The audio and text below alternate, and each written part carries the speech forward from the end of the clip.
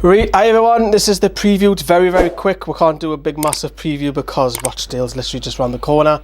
But first, me and Kyle will chat about that. But here is Owen and his quick reaction to the game against Wolves.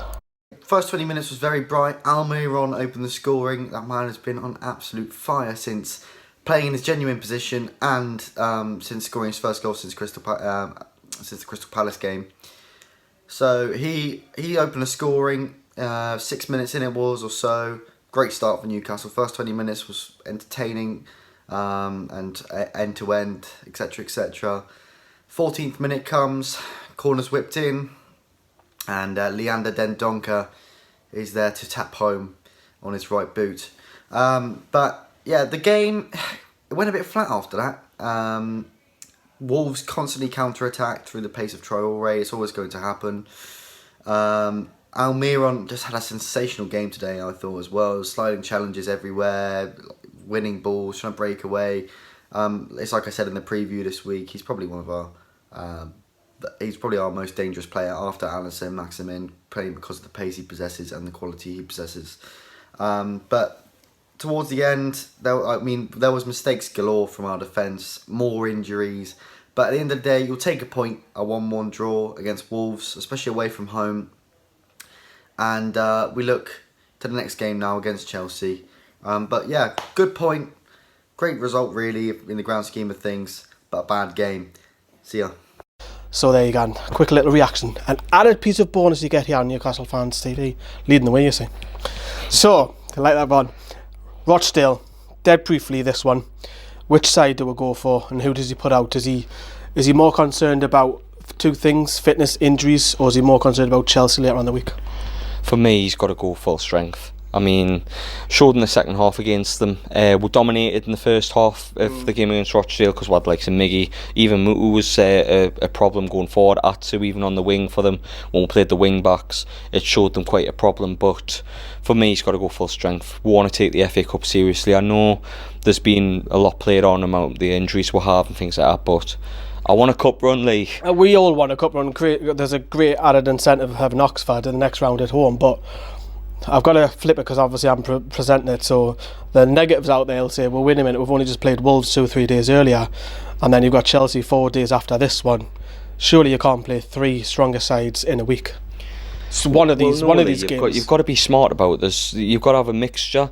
You touched upon in the radio show Birmingham, where we had a good mix and everyone played well and we got through. So for me, you can't play a couple of youngsters. I'm not saying you can't, but it needs to be a strong core in that squad. Whether you want to go with the likes of Matt Ritchie, play Carroll up front, a bit of experience there, because how many crosses did we put into the box the last time we played them? Could do if his presence in the box, really good. Question is, so does Joelinton get dropped? Because for me, Bruce has been saying he's going to persist with Joelinton, so I think it could be Carroll and Joelinton up top on Tuesday. See, the thing is, if Carroll starts, I think he won't against Chelsea. I think we can do better with Carroll in that side against Chelsea. However, Matt Ritchie for me needs some match fitness. We get him maybe an hour, 75 minutes, take him off, and then he's in contention for Chelsea. Yeah, absolutely. Matt Ritchie for me has got to start. For me, the deliveries against Rochdale in the last game were atrocious. So for me, if you put Andy Carroll in the box and have Ritchie crossing them in, it's a danger, always, because Ritchie can play a good ball and Carroll is always a danger man in the air, and there's a potential for him to score his first goal back in the Newcastle shirt for Carroll. So yeah, for me, you've got to mix it up, have a couple of youngsters in. Personally, I would go full strength and risk Chelsea, but and obviously, you know, there needs to be a balance there. Yeah. And like so Tom Allen, Callan Watts, who were on the bench last weekend, and fair play to them. I'd love to see them come in and start against Rochdale. I forgot the name of the team, but that many games, man. That many games, it's just crumbled in the mind. But yeah, I'd like to see them start. But the realization is, I'd want a full team, but you know, I think the perfect scenario is a couple of the under-23s, just one of the strongest side, get a goal, 2-0, just round about half time, kill the game off. That's one thing we kind of do, Lee. Enjoy it. We had a lot of dominance in that first half and we only went 1 goal up, and forward dominance, it was kind of just wasted in the second half. Looking at the likes of Matheson, who came on, and Abraham, who came on, Wilbraham, they completely changed the complexion of the game, and they got a goal back. And for all our dominance in the first half, they only need one goal. We've done this to teams for years, where teams have dominated us and we've nicked a goal and nicked a point at places.